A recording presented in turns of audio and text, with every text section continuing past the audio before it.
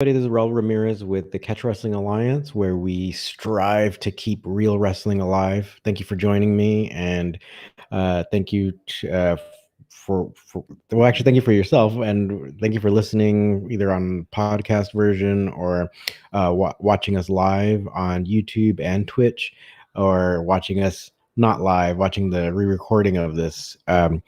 Wherever you watch it from. Thank you. And let's go ahead and get into the topic today, because this is something that kind of comes up often. But just yesterday, I believe it was, um, FLO Sports. So people you might see on, if you don't have a subscription to it, it's like a streaming sports service app. And they actually have a lot of different types of sports on their streaming service. So they have well, the ones that we care about. So they have grappling, or say like jujitsu, and amateur wrestling. So they do have a lot of these different events that they air live.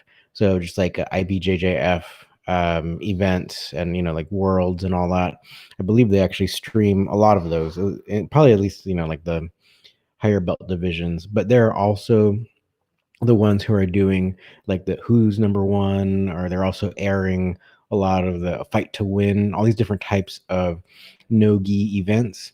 And so what they've done is, over the years, they've had kind of crossover events where they've had several like high level amateur wrestlers, so people who've uh, made it onto the, or at least are trying out for the world like freestyle teams and all that, um, do grappling matches or modified rules matches with these high level jiu-jitsu practitioners. So they're always done in like no-gi format and all that.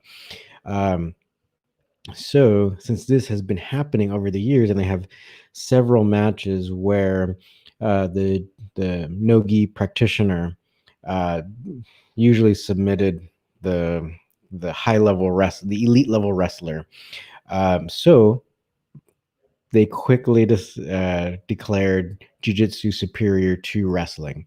And I don't disagree so much, in that people have to remember amateur wrestling is just that, or like freestyle, even folk style, Greco, all these used to be called amateur wrestling. And then over the decades, people start to believe that these styles are almost like the entirety of wrestling, or these styles are like the essence of wrestling. And they totally forget about catch wrestling, or they totally forget that they came from catch wrestling.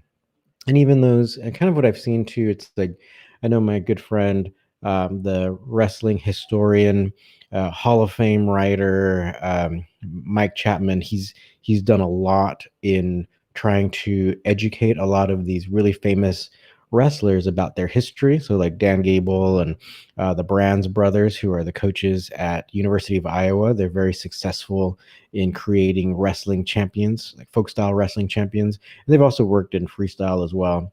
But it doesn't mean that these people, like, if they know their history, they don't necessarily know, they still don't know catch wrestling. That's the thing. So they're very good at what they do. They're very good at their particular style of wrestling. But the unfortunate thing is that the current forms of amateur wrestling are like, they do not have submissions, right? So the style that they came from uh, had submissions, and the submissions were removed, right? And for safety reasons, also to kind of almost like that's, it's kind of like the, to kind of make a clear distinction between what is amateur wrestling and what is pro wrestling. So the pro version should be more exciting, more dangerous, right? And then the amateur version can be safe, right? So that's why all kinds of like amateur versions of sports are like, there's all these modifications made to make it safe for like kids and the younger athletes, right? And then the pro version is, say, like even in, I think a good example is nogi grappling, where it's like, if you're doing all these amateur matches, right, then like they'll put restrictions on a lot of the holds you can do, so like maybe no leg locks or stuff like that. But if you do pro, then leg locks are fair game, and I think some are starting to allow slams and stuff a little bit more frequently now. Um, so these are things that people used to worry about, but I mean, if it's at a pro level, then the danger and excitement probably should be elevated a little bit, or at least that's kind of the way we do things, right? So you have the pro version, being much more dangerous than the amateur version, and that's kind of what keeps it where it's like safe for people who only want to do it like as a hobby, right? You don't want to be uh, getting all these concussions and stuff for your hobby, right? Or getting all these joint damage for your hobby. And I think it's kind of the distinction between the pro and amateur level. And actually, that really is the only distinction. If we want to take a quick tangent, for a couple minutes, is that the mindset is actually what differentiates the average person from an athlete. And that also kind of differentiates kind of like the hobbyist or the person who's just trying to work out with the pro athlete or the potential pro athlete, right? So um uh that's the only thing, right? So the kind of like the mindset. So you're whether like if you feel like you want to attain a goal. This is kind of how it was put. This was research that came out like years ago, where it's like if you have someone who's just exercising, maybe just running around the high school track or something like that, and it takes them, say, like 3 minutes to go around one lap. Well, the athlete mindset will be like, I'm going to beat that time. So I'm going to put in the work to get faster, right? So then it takes like maybe 1 minute, stuff like that. So it's like this is the athlete mentality, and that's kind of the difference. So anyway, kind of back to our topic, because we have some comments coming in. So from Mark, yeah, you missed the documentary. So it was like it's on, I think it's on FLO Sports or FLO Grappling. They released it on YouTube, so, and it's free for anybody to watch. Just a short one, but kind of what they do is they have they sit and talk with a lot of their different commentators. So they have like a guy who does a lot of their like amateur wrestling coverage, and he does a lot of the breakdowns. So he does like if there's a really cool move that happens, then he kind of breaks it down and shows you how it's done. They do interviews with him. They do interviews with a lot of their grappling, the no-gi commentators and stuff like that. And then what they do is then show a lot of the matches that they held over a few years now, right? So they had matches where actually I wonder if they showed the Ramos one where Nicky Ryan submitted him like super fast, and then they showed the Pat Downey ones, and where Pat was able to win in a modified amateur way, like amateur rules match. Um, and I think he still won by points or something like. So then they're trying to say like, well, he won by points, but it wasn't necessarily like this dominant type thing where he pinned him and all that. And then they show a few of like say Gordon Ryan and Bo Nickel, and they have a bunch of like now they have a bunch of different matches that they were showing and kind of or at least showing clips from, and then explaining where it's like really each one had the wrestler losing, right? And so that's why I really would like to like I would really prefer it if people said amateur wrestler, right? Because at least there's some distinction there. And it's true that say like if you go to the Olympics, you're getting paid you're receiving money for your effort, your time. I know it's like different countries, it's actually more than others.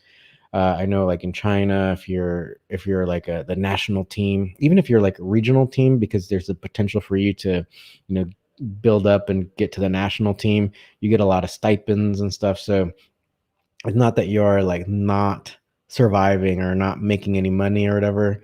Um, so, but at least since we already have a word for that makes this distinction between like the the professional. So like the catch wrestling would be the professional, where we have is more dangerous, where we have submissions, we have like all these big time suplexes, these slams, and all these different takedowns allowed, neck cranks, and all that.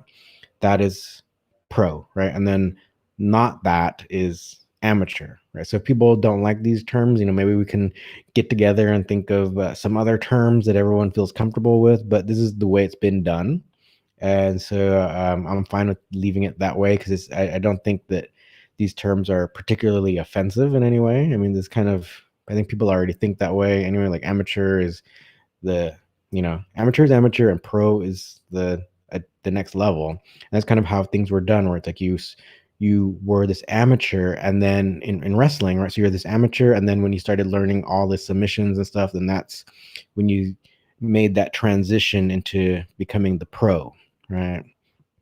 And so anyway, back to this the FLO Sports thing, where they're I think with all their evidence, it's pretty easy to make the conclusion that with all the jiu-jitsu people dominating, that it's better, right, than amateur wrestling. But the thing that the conclusion that they draw, it's like it's better than wrestling, right? So I think that's the error. So that's where I'm going to nitpick, right? So because this is a catch wrestling channel where we have submissions and stuff like that. So um that's where I would disagree overall, right? All right, so actually you guys are starting to comment more, so let's go ahead and get to some of your comments here. Anthony C. Catch wrestling is too hard for the average person, and there's no pajamas to wear. That's why everyone likes BJJ, right? That may be true, right? Yeah, I do. You hear that saying a lot, where even was it Nikki Ryan? That was one of the big things where they were talking about when they were documenting people's training for ADCC, where they were saying, oh well, you have to get better at your wrestling or your takedowns and stuff like that. And one of the competitors named Nikki Ryan, he commented that wrestling is just like one of the most difficult things he does, and it's hard and he hates it and stuff like that. So yeah, I think that I've seen that a lot, where it's like you have all these really, even at the MMA gym that I teach at here in Los Angeles, there'll be like a lot of people in the jiu-jitsu class. It's like they're all like laughing and having a good time, and it seems like not so hardcore. And then when the most hardcore of the students will stay for the wrestling class, right? So and they kind of talk about it. They talk, they kind of say similar comments, where it's like, oh, like if when the jiu-jitsu class is ending and people are leaving, they'll say like, oh, the wrestling class is too tough or whatever. So teach their own, I guess. Okay, so Mark. Okay, I'll check it out. Why are they saying grappling and not BJJ, I wonder? UWW, United World Wrestling, recognized grappling and as a wrestling style and the original form of wrestling. It's on the UWW page. Yeah, I think because I think jujitsu is so popular nowadays that that's kind of the easy way to talk about it. And I think even people have been talking about how like no gi jujitsu is, because it doesn't have the gi, and that they can easily incorporate some wrestling techniques into it. Some people are actually saying that this is going to be kind of like this next kind of break from the evolutionary tree, where no gi becomes kind of its own thing. So, but like how you're pointing out, Mark, it actually has been its own thing, and it's called grappling, right? And UWW has already recognized it. There's even what used to be called FILA and all that, where they would have these types of competitions already, right? So in a way, it goes back to there's nothing new under the sun. But when people try to make these distinctions or try to prove something, then it's kind of like it's not necessarily the whole picture, right? Puko 66, what do you think about the Jacobs Rosenvig match? I do 10th Planet Jiu-Jitsu. I've not worked with Curran Jacobs for many years before he had that match. So I don't know what was wrong. Uh, um, so yeah, I don't really think much of it. It had nothing to do with me or Catch Wrestling or Catch Wrestling Alliance. Christopher Morales. Wrestling is work. That's why nobody likes it. We'll say that again, right? So wrestling is work. That's why nobody likes it. Yeah. That's a really good point because a lot of drilling and it's different from when I'm doing like or when I'm attending a jujitsu class. Um, yeah, but I think you can really see how much determination, how much grit you have in the wrestling in the wrestling class or even just sparring and stuff. The lurker wrestlers can give a bike guy fits just for the different attacks and tendencies. Yes, I don't know what you mean by bike guy. Maybe it's like a misspelling or whatever, but um, uh, what's it called? Sure. I mean, that's the thing. So it can give like say the average nogi person or even jujitsu person because uh, like I don't know if you guys have followed us on Instagram or whatever, but one of the students that I teach, he does gi, but he also takes my catch wrestling class. He's been winning gi matches using wrestling techniques. So over this past weekend, he did some tournament. He didn't tell me about it, so I wasn't there, right? But all of a sudden, I started getting these notifications that he went to some tournament somewhere here in Southern California and he was winning and he showed the video of his match using all these type of wrestling reversals. So if someone got on top of him, he was able to reverse them, and you get points by these reversals. So all of a sudden he's underneath the person, and then all of a sudden he's on top, and he's actually winning these matches because he's just racking up all these points, right? Um, so in that way, actually, I don't know if I think people have talked about it like on YouTube. Different grapplers will talk. They'll still say that even jujitsu point systems, uh, kind of like they still kind of give an advantage to the person on top, or like say like the wrestler, right? Um, so you get points for like if you're on the bottom, getting back out and getting on top, like sweeps, right? So you get points for these different things like takedowns and whatnot. So wrestling is still very, very important. Or wrestling technique, or wrestling methodology, or a wrestling approach to grappling is still very, very important and very practical. It's like something. It's a winning strategy.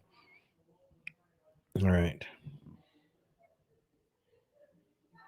the lurker. I can almost always tell if someone has wrestling in their background, explosive and fast. Yeah, and I would say too, like a decisive, where it's like you might not necessarily linger around so much, or if you do kind of linger, they kind of wait. They're waiting for the right time to counter move, or so. And then when the time is right, right, then yeah, they'll explode and really kind of follow through. And that's the other thing, the follow through, as opposed to just maybe falling onto your back, or maybe just trying to go back into guard and stuff like that. Um, yeah. So yeah, I think that's no need to say you're sorry, the lurker, Christopher Morales. By the way, I know Christopher Morales personally. Actually you can see Christopher Morales in a lot of his matches. He's competed in our tournaments and our events. So his videos or his match videos are on our channel, our YouTube channel. Okay, Christopher Morales. If you can't wrestle, you have no business learning submissions for catch wrestling. Um, yeah, you will be more successful at submitting people if you can control them, right? That's like a major thing. And actually, we've used one of Chris's matches to kind of explain this point because there's one match that he had against this one man. He Bun. His last name is Bun, and so you can find it where Chris takes him down and kind of makes him go flat, right? So like kind of like that parterre kind of thing in freestyle, and he waits for his moment when Bun tries to start building back up his base, and that's when Chris grabs his arm. So he's kind of flat. So then usually when someone's flat, they'll put like if they're like this, right, then they'll put their arm out, right, to start building their base, right. So that's the exact moment when Chris took the arm and did a chicken wing type submission. So it's a really good video.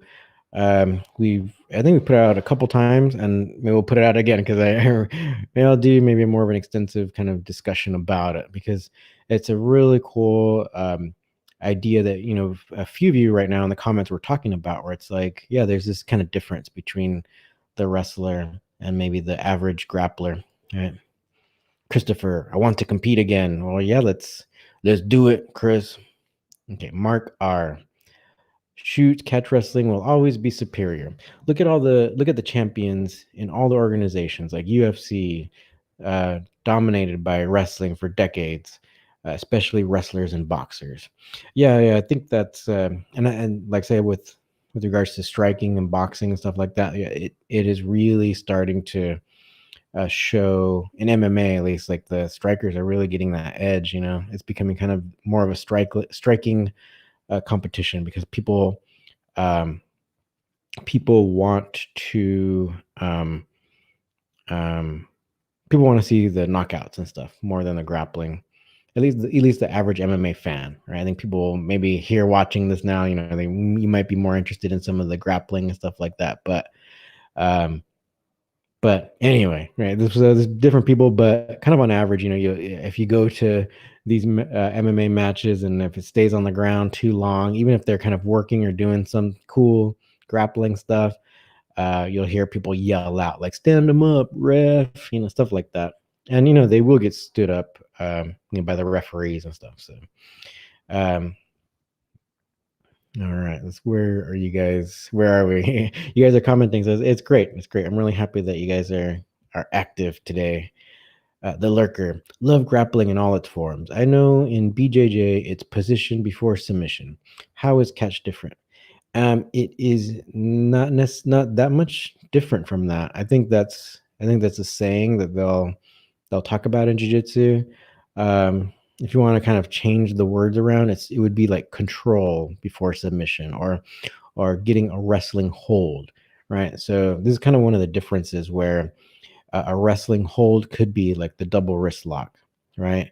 Or in jiu-jitsu they call it the kimura. So if someone is like trying to uh, uh, like push you, or maybe go for a double leg takedown, or they wrap their arms around you and you're able to grab their wrist and put it into the double wrist lock position or the kimura position, that is a form of control. So that is a position, right? And then you should be able to maneuver the person around so that you can get even more control, where you can finish the submission. So that is not exactly the approach that's done in jiu-jitsu. So then that's why they'll probably think like, oh, catch wrestling is submission over position, and we're the opposite.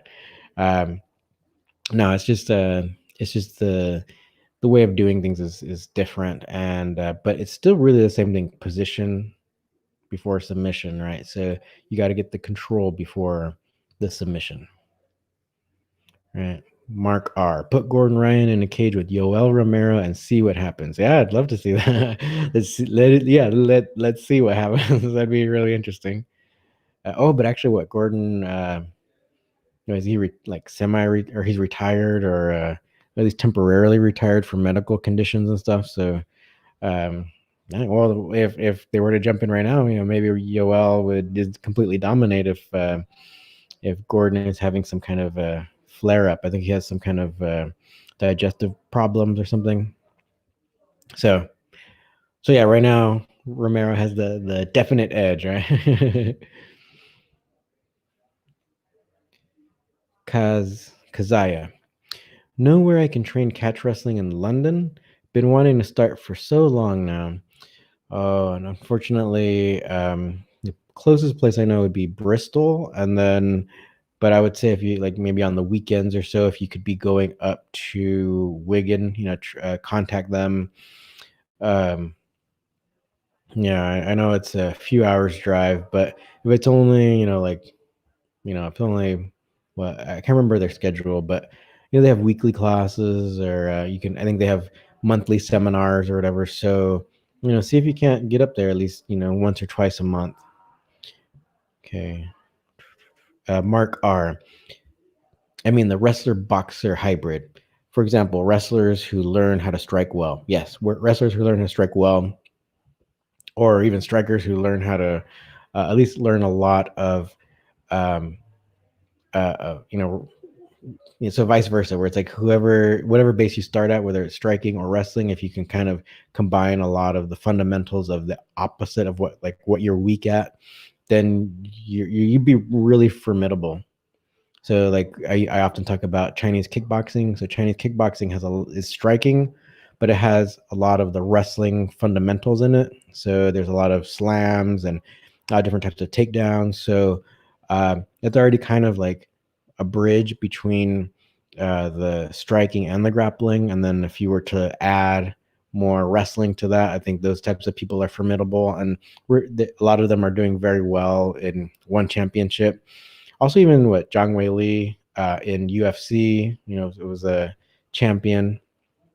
All right, let's get back to your question. So yeah. So if you can kind of fill in a little bit of the fundamentals of what you're missing, whether you come from striking or wrestling background, then yeah, you can be very formidable. Adriano Ramos, about what age do you think catch wrestling is not effective anymore? No, it's actually, so catch wrestling is so effective that it was, say it was taught at West Point and all that. So it does have techniques from standing to the ground.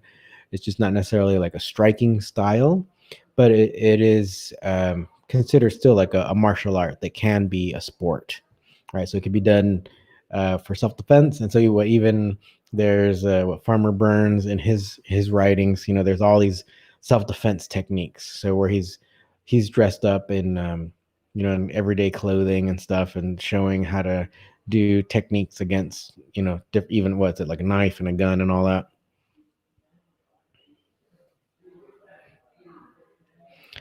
Christopher Morales, learning wrestling before you apply a submission hold is a fundamental principle. Roy Wood also teaches that way. So Roy Wood is the head coach of the Snake Pit Wigan. He also is like the lineage holder for that lineage. So it's kind of like the original lineage of catch wrestling. So he's the successor of that legendary coach Billy Riley. And then Christopher goes on to mention Pops, who is his full name is William Wicks. So he is kind of like he was the lineage holder of the kind of the American lineage of catch wrestling. Now he passed that on to John Strickland, and John Strickland's organization is called American Hook Wrestling. Mark R. Kazaya, you gotta get the train to Wigan. Yeah, actually, I've taken the train from London to Wigan. It's a pretty cool ride. It doesn't take that long. Mark R. They run seminars, and it's cheap because it's the north. Mark R. Sanda. Yep. Mark R. Billy Wicks. Is that Carney wrestling? Yes. So it's often called, often people refer to it as Carney style because it was used in the carnivals. But yeah, so they would definitely rely a lot on the submissions and stuff, because they would go up, they would do challenge matches at the carnivals, and they did say oftentimes they would go up against pretty good amateur wrestlers. So they would definitely have to submit these people. So they'd have to rely on the submissions over just like out wrestling someone and just like controlling them. Like say like someone who doesn't have much experience, you could totally just control them, right? Just by using your wrestling ability. But then someone who has good wrestling ability, then you got to just move on to submitting them. And I think that's kind of going back to the original point of this video, where it's like, that's kind of the thing where it's like you'll have these high level grapplers, high level jiu-jitsu people, and they've seen a lot of kind of like your average wrestling takedowns, your average amateur wrestling takedowns, so double leg and all, single leg stuff like that. So some of them are taking the time to learn these things and practice it. So then they might, when they encounter it in, say, like it was a Bo Nickel and Gordon Ryan, it's like um, you actually had Gordon try to set up more things than Bo. Bo pretty much just got that one pretty like beautiful suplex, but Gordon was actually setting up takedowns. He did a scissor takedown, and he ended up going into a leg lock position, but I think they fell out of bounds, so they had to reset that one. If they didn't fall out of bounds, then that he would have just set up a easy submission right then and there.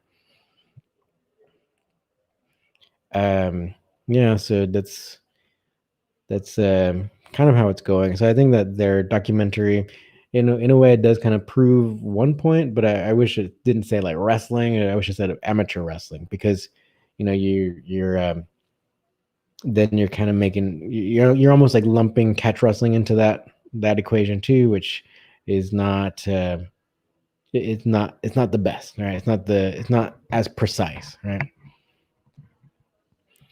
Kazaya. Hopefully I'm pronouncing your name right. I'm assuming it's Kazaya. Thanks for carrying on catch wrestling, bro. You a legend. Gonna go to Bristol and train. Okay, yeah.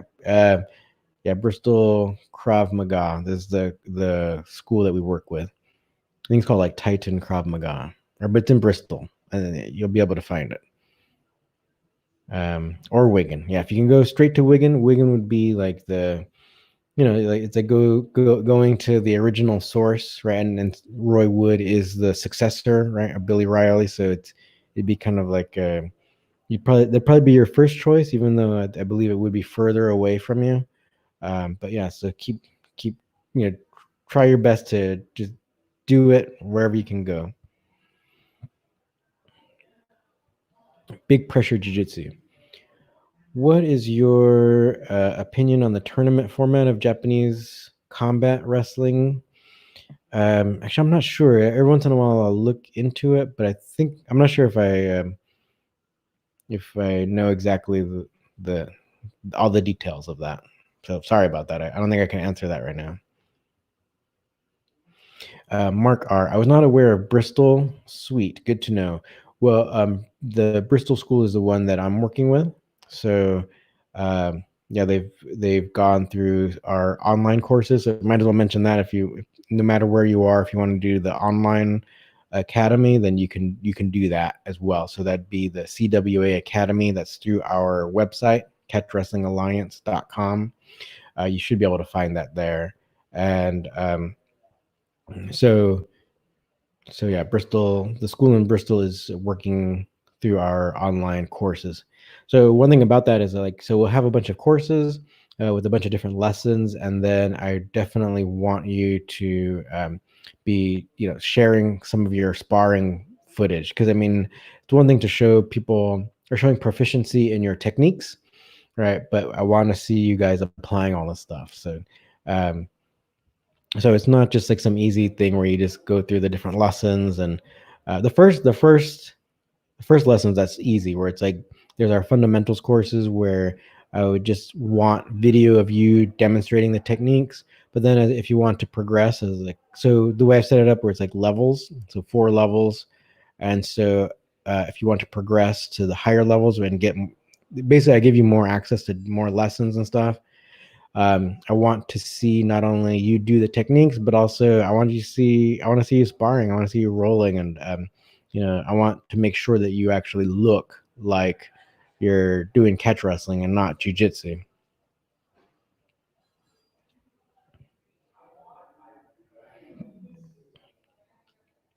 Adriano Ramos. What I meant is, if a catch wrestler can be effective at 60, yeah, definitely. Look at Roy Wood. He's in his late 70s now. Because when I met him, I think he was 74, and that was like back in the year 2000. Was it the year 2010? Dang. I don't know. I'm pretty sure. Anyway, he might be. I'm not sure about the math on that. So, I don't know if he was 74 when we met, or if he was a few years younger. We've celebrated his birthdays together a few times, right? So he was in LA a couple times during his birthday. So I don't know if that was like the first time I met him. He was already 70. Anyway, his birthday just passed, but I forgot what age he is now. But anyway, when I first met him, he was definitely around 70 years old, and he was still able to demonstrate techniques, still able to get on the mat and drill techniques and stuff. And so, if you take care of your body, you can do a lot of great things, a lot of you know powerful things. At no matter what age you are. So yeah, I think Roy Wood can answer your your question there because yeah, even at 70, in his 70s, he was still very very effective. Yeah, keep on asking the questions. Thanks for having a good chat today, guys.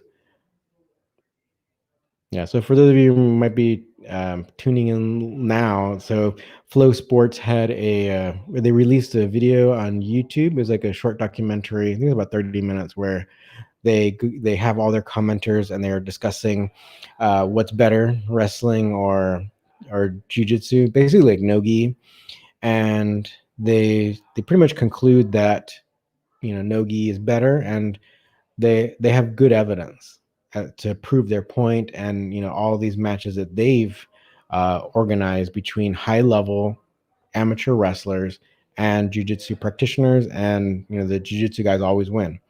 Um, there was one match where it was like a modified wrestling rules that Pat Downey won, but they say that's like he won by the points, and it was like a modified thing and all that. So that's kind of that's fair, right? So, but my point is that it's like you got to remember that it's the amateur version, right? So if these practitioners, because these amateur wrestlers, they focus so much on their sport and not so much on these outside things, not so much on submissions and stuff, because you do have to devote a lot of time to your sport, no matter what it is. So these amateur wrestlers are doing just that, like focusing on their folk style or freestyle or whatever, like if they're trying to get to the Olympics or not. They're only going to have a little bit of time to even think about doing something different than their main sport.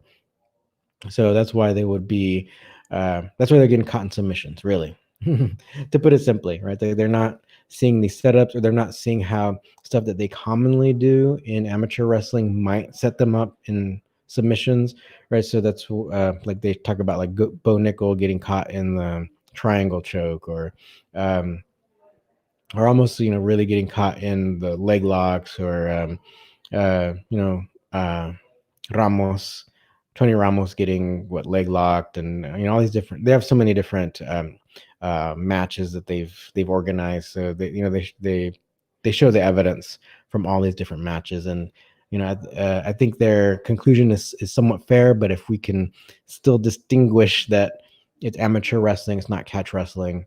That's my point. That's why I'm here right now. That's what I'm here right now talking about. Yep. Did someone comment and I missed it? Did you guys delete your comment? I thought I saw it move. Okay. Well, anyway, yeah. So feel free to comment. I'll kind of just give the some other announcements. So yeah, you can always become a member of our YouTube channel. So $2 a month just to help support the what we're doing. We also have videos. So if you support at our middle tier, I believe it's like $4.99 a month, then you get access to more videos that we have behind the paywall on our YouTube channel. Also, we have like the super student tier. So that's where you can, if you want to have access to our our private videos on our YouTube channel, and you want to be doing the Catch Wrestling Alliance Academy at the same time, then you can join at that level and then let me know that you've done that, and then I can give you access to the CWA Academy stuff, or the site. So all those lessons there. Mark R. Sounds like American BJJ communities self-serving, self-promotion / propaganda at it again. I'd like to see a BJJ gi practitioner try to win a gold medal in gi. Like for example, judo, Good luck, not happening. Yeah. The like so especially like in the Olympics, and you go on to add that. Like imagine your regular jujitsu person winning a gold medal in judo in the Olympics. It'd be very very hard because the level of the Olympic level of judo is is very very high. So yeah, you have a point there, and yeah, like how you said, it's like kind of self promotion, and that's kind of why I'm here. Whereas I'm saying like, yeah, it is self promotion, but and they do have some good evidence, right? Because it's like high level wrestlers that they're organizing matches against, but again, they're not catch wrestlers, right?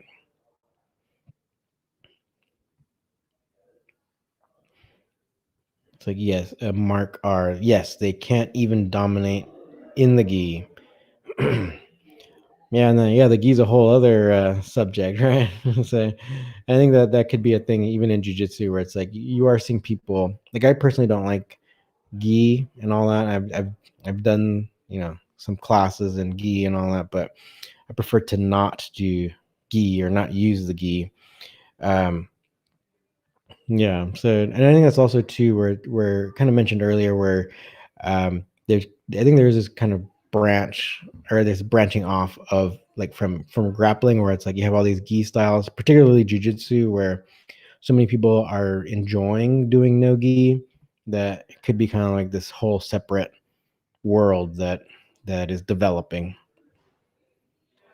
and we'll see if like the jujitsu gi doesn't die out, but it's still really popular. So many people doing gi jujitsu, so I don't think it'll die out anytime soon because you got like all these countries focused on gi as opposed to like no gi stuff where you have like a few schools, even though they're popular, um say like 10th Planet or something. It's not like they're everywhere all around the world. It's not, and they are actually not, there are a lot of affiliates, but it's not like the ultimate dominant school, or it's and also too, it's not like they're dominating in all like ADCC and all that stuff like that.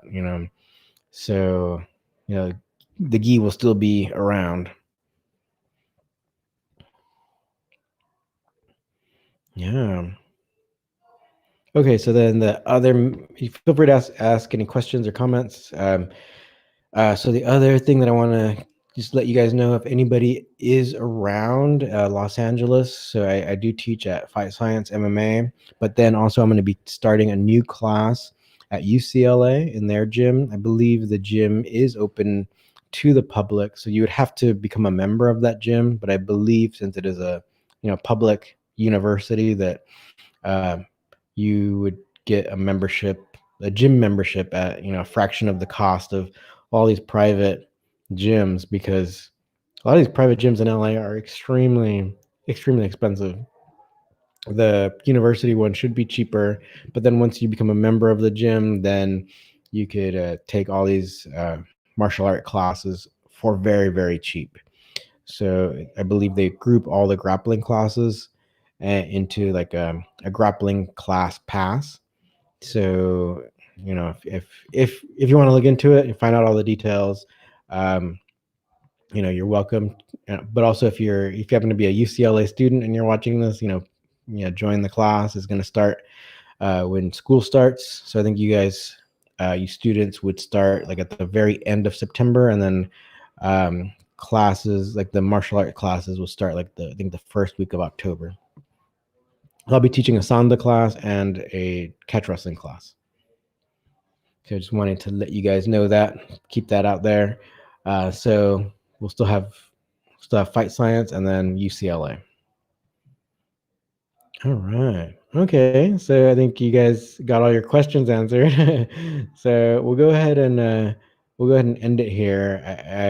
It's unfortunate to see like amateur wrestling, where it's kind of going, and or to see maybe like I don't know. You guys can continue talking about it, or we can talk about it next time. But like you do see, let's say, a lot of ego in both, like nogi and amateur, but and I do enjoy a lot of like amateur wrestling, but almost like to an extent, because I know that it came from catch wrestling, like the freestyle and the folk style came from catch wrestling.